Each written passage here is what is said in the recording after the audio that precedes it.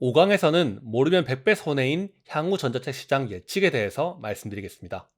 이번 강의에서는 제가 예측하는 향후 전자책 시장에 대해서 말씀을 드리고요. 그리고 이런 상황에서 추천하는 유통 전략에 대해서도 같이 말씀을 드리겠습니다. 섹션 2의 마지막 강의니까 끝까지 힘내주세요. 먼저 2024년 이후의 흐름에 대해서 말씀을 드린다고 보시면 됩니다. 기존의 전자책 부업 강의들은 다 전자책 펀딩 강의로 바뀔 겁니다. 이미 펀딩이 너무 매력적인 방식이라는 것이 알려지고 있기 때문에 앞으로는 책을 열심히 써서 판매하는 방식이 아니라 신전략인 펀딩으로 먼저 팔고 책을 나중에 쓰는 방식이 보편화될 겁니다. 그리고 이런 강의들도 훨씬 더 많아지겠죠. 여러분들은 제 강의를 먼저 신청하셨으니 다른 사람보다 먼저 펀딩이 흔해지기 전에 꼭 도전해보시면 좋겠습니다. 다음은 인플루언서의 펀딩 참여 증가입니다. 실제로 23년 하반기부터 유명인사분들의 펀딩이 크게 늘어났습니다. 과거에는 전자책 시장이 작았고 참여한 사람이 많지 않았습니다. 하지만 펀딩 플랫폼은 기존의 전자책 플랫폼들보다 훨씬 더 잘 알려져 있기 때문에 좋은 성과가 났을 때 주목도가 더 높습니다. 그러다 보니 유튜브를 하거나 인스타를 하거나 아니면 자기 채널에서 좋은 성과가 있었던 전문가분들이 다 이 펀딩으로 몰리고 있습니다. 이미 충분히 성과가 많기는 하지만 앞으로 더 많은 인플루언서 분들의 펀딩 참여가 이어질 것으로 보이고 있습니다. 이렇게 펀딩 건수가 증가하면서 참여자들의 평균 수익도 증가할 것으로 기대가 되고 있습니다. 과거에는 펀딩을 어떻게 하는지 몰라서 정말 펀딩을 잘하는 사람들만 수익을 얻을 수 있었지만 지금은 제 강의를 포함해서 많은 분들이 펀딩을 경험하고 그 방법을 공유하고 있기 때문에 앞으로는 펀딩 건수도 늘고 평균 수익도 더 증가할 것으로 기대가 되고 있습니다. 그럼 여러분들도 얼른 시작하셔야 되겠죠. 다음은 펀딩의 대중적인 분위기 형성입니다. 전자책 부업이 잘 될 수 있었던 것은 결국 구매해주는 고객들이 있었기 때문입니다. 그리고 그 사람들이 꾸준하게 늘어났기 때문에 펀딩 시장이 클 수 있었죠. 전자책 펀딩도 지금 비슷한 흐름으로 가고 있습니다. 과거에는 전자책을 펀딩으로 진행하는 사례가 많지 않았지만 점점 그 사례가 늘고 있고 그런 펀딩에 참여하는 분들이 늘고 있기 때문에 책을 쓴 사람만큼이나 구매하는 분들도 늘고 있습니다. 이렇게 펀딩으로 전자책을 구매하는 사례가 대중화가 되면 앞으로 더 좋은 분위기가 형성될 수밖에 없습니다. 그리고 마지막으로 펀딩 방식을 응용한 판매가 확대될 겁니다. 제가 앞서 1억을 달성할 수 있었던 비결을 말씀을 드렸는데요. 그게 가장 잘 갖춰져 있는 것이 지금의 펀딩 플랫폼이라고 말씀드렸습니다. 하지만 개인 사이트를 이용해서 이 방식을 얼마든지 구현할 수도 있을 텐데요. 앞으로 전자책을 판매하시는 분들은 펀딩의 이런 방식을 응용해서 개인 사이트에 적용할 가능성이 높습니다. 사전 판매 기간을 거친 다음에 책을 판매를 하거나 특정 기간 동안에만 책을 판매를 한다거나 이런 식의 마케팅이 적용될 수가 있겠죠. 정리하자면 전자책 펀딩 시장의 분위기가 아주 좋습니다. 노하우가 많이 공개가 되고 있고 참여자가 꾸준하게 늘고 있습니다. 2024년 내지 2025년이 피크일 것 같은데요. 이후 시장은 어떻게 될지 알 수 없지만 적어도 여러분들이 전자책 시장에 관심이 있고 펀딩을 꼭 하고 싶다라고 하면은 적어도 2024년에는 무조건 도전을 해보시는 것을 추천드립니다. 다음으로 살펴볼 것은 이렇게 급변하는 시장에서 여러분들에게 추천하는 3가지 전략입니다. 이 부분이 정말 중요한데요. 꼭 기억을 해두시면 좋겠습니다. 이보다 구체적인 내용은 펀딩 설계 파트에서 자세하게 말씀드릴 테니까 지금은 이걸 듣고 감을 잡아주시면 됩니다. 첫 번째 전략은 수요가 확인된 주제는 식상해지기 전에 빨리 펀딩을 진행해야 한다는 것입니다. 펀딩 인기 주제 중 하나인 노션을 예를 들어 설명드려 보겠습니다. 노션이라는 도구가 처음 나왔을 당시에는 노션 가이드북 정도만 해도 충분했습니다. 하지만 지금은 노션 가이드북이 너무 흔해졌죠. 그 다음으로 나온 것이 노션을 어떻게 활용하느냐, 다양한 업무와 상황에 맞게 활용법이 많이 나왔습니다. 하지만 이제는 이것도 너무 많아요. 그래서 지금은 노션 템플릿이 주목을 받고 있습니다. 실제로 최근에 와디지에서 노션 템플릿으로 1억을 달성한 사례가 있습니다. 이렇게 모든 정보와 노하우는 팔릴 수 있는 시기가 있습니다. 만약에 여러분이 지금 노션 템플릿에 대해서 펀딩을 준비한다면 1억을 달성할 수 있을까요? 가능할 수 있을지도 모릅니다. 하지만 그 템플릿이 필요한 사람들은 여러분의 펀딩이 오픈될 때까지 남아있지 않을 수 있습니다. 이미 그 사이에 다른 노션 템플릿 펀딩들이 진행돼 버릴 수 있는 거죠. 이렇게 수요가 확인된 주제는 계속 반복해서 펀딩을 진행하게 되면 사람들이 식상하다고 느낄 수 있기 때문에 빨리 진행을 해야 됩니다. 아마 노션 템플릿 펀딩은 한동안 잘 될 수는 있을 거예요. 하지만 여러 번 반복되면 될수록 사람들이 식상함을 느끼고 더 이상 비슷한 펀딩은 나오지 않게 될 겁니다. 그렇기 때문에 여러분들은 반드시 수요가 확인된 주제에 대해서는 식상함을 느끼기 전에 펀딩을 진행을 하셔야 됩니다. 두 번째 전략은 수요가 많지 않은 주제는 틈새를 잘 파고들어야 한다는 것입니다.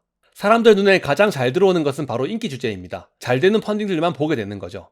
그런데 그런 것만 쫓다 보면 그만큼 경쟁이 치열해질 수 있습니다. 그리고 내가 할 수 있었던 펀딩들을 못하고 놓치는 경우가 생길 수가 있는 거죠. 그래서 여러분들은 너무 잘 되는 펀딩 외에 소소하게 잘 되는 펀딩들도 한번 둘러볼 필요가 있습니다. 수요가 많지 않은 주제임에도 어디선가 분명히 소소하게 팔리는 주제들이 있습니다.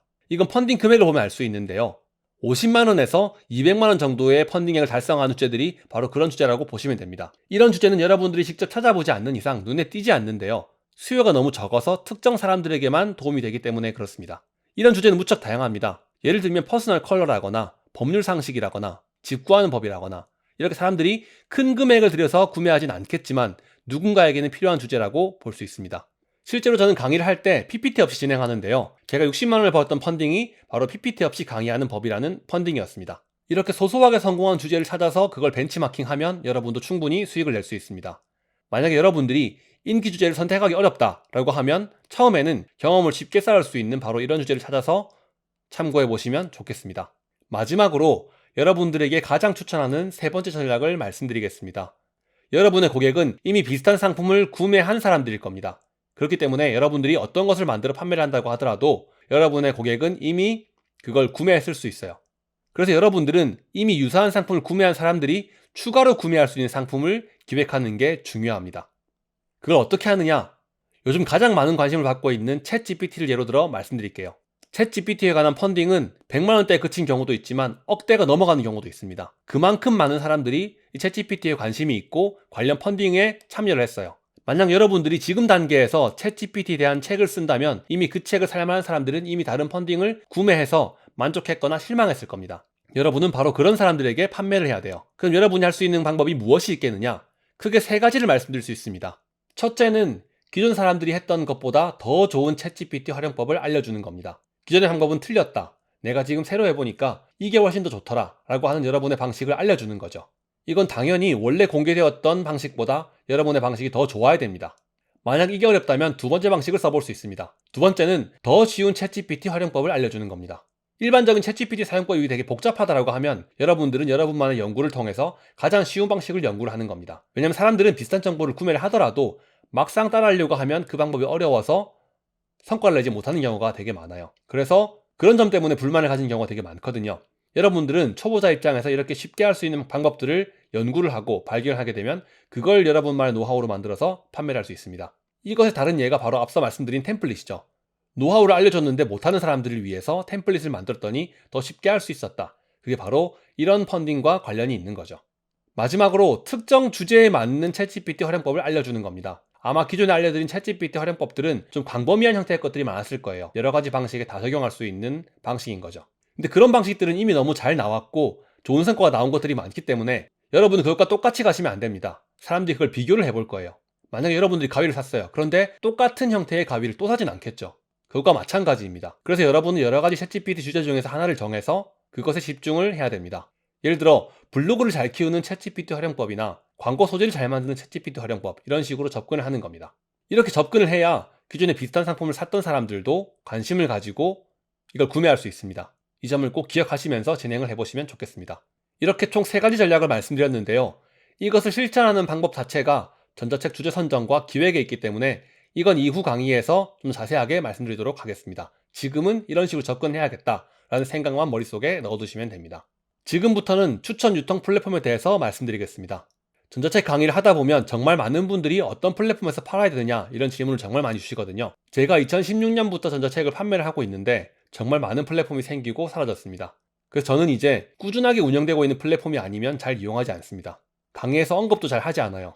지금부터 소개해드린 플랫폼들은 강의를 촬영한 시점에서 운영되고 있는 플랫폼이며 플랫폼별 유형을 설명하기 위해 예시로 든 것이라는 걸 참고해 주시면 되겠습니다. 가장 먼저 소개할 것은 일반 플랫폼입니다. 전자책을 작성해서 등록을 해두면 플랫폼에서 자동으로 판매가 되면서 주문이 들어왔을 때 발송되는 방식인 거죠. 대표적인 곳은 크몽, 클래스 101, 타링, 베어유입니다. 하지만 이 중에서 현실적으로 가장 거래가 활발하게 이루어지고 있는 것은 크몽입니다. 저도 크몽에서 집중적으로 판매를 하고 있어요. 다음은 큐레이션 플랫폼입니다.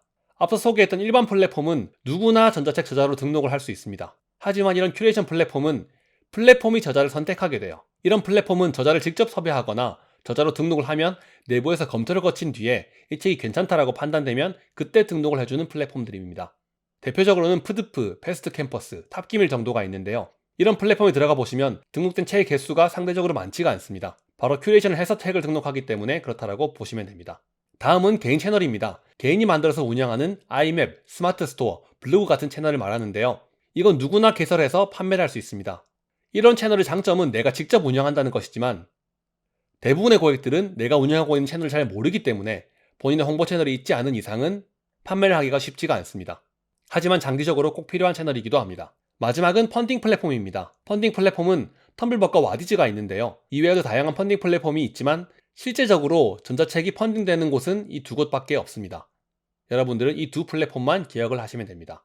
이렇게 다양한 플랫폼들이 있는데 어떤 플랫폼에 어떤 순서로 등록을 하면 좋을까요? 제가 추천드리는 방식은 텀블벅에서 시작을 하는 겁니다. 텀블벅에서 시작을 한 다음 성과가 나면 와디즈로 넘어갑니다. 만약 와디즈에서 성과가 더 났다라고 하면은 그 다음에는 개인 채널로 넘어가는 거죠. 그리고 만약 개인 채널을 통해서 운영을 하다가 또 한번 부스팅을 하고 싶다라고 하면은 와디즈에서 한 번 더 펀딩을 진행하면 됩니다. 그 외에 다른 플랫폼들은 선택 사항이니 참고해 주시면 됩니다. 여러분들이 만약 펀딩을 한번 제대로 진행을 해보시고 나면 내 개인 채널을 만들어야겠다, 아니면 펀딩을 한번 더 해야겠다, 이런 생각이 드실 거예요. 우리가 처음 전자책을 쓸 때는 이 책이 잘 될지 안 될지 모르기 때문에 특정 플랫폼에 의존해서 진행을 하게 되지만 펀딩을 통해서 이 책을 한번 검증을 하게 되면 책에 대한 자신감이 생기게 되고 이후에는 내가 어떻게 해야 되겠다, 펀딩을 한번 더 해야 되겠다, 아니면 좀 더 사이트를 만들어서 진행을 해봐야겠다 라는 생각이 들 수가 있어요. 그래서 이런 내용을 참고해서 진행을 해보시면 좋겠습니다. 다음 섹션에서는 전자책의 성패를 가르는 전자책 주제 선정에 대해서 말씀드릴 겁니다. 여러분이 지금까지 제가 말씀드린 내용들 다 이해를 했다고 하더라도 만약 주제를 잘못 선택하거나 기획을 잘 못하게 되면 여러분은 이후 어떤 노력을 하더라도 펀딩에 성공하기 어렵습니다. 실제로 전자책 부업에 실패하는 가장 큰 이유가 바로 이 주제 선정과 기획을 잘 못했기 때문입니다. 그러니 반드시 이 강의를 들으시고 펀딩에 들어가셔야 됩니다. 펀딩은 굉장히 매력적인 방식이지만 실제로 실패한 사례들은 굉장히 많습니다. 그렇기 때문에 그런 사례가 되지 않기 위해서는 그 근본이 되는 주제 선정부터 잘 하셔야 됩니다. 다음 강의에서 그 내용을 자세하게 말씀드리겠습니다. 그럼 다음 강의에서 뵙겠습니다. 감사합니다.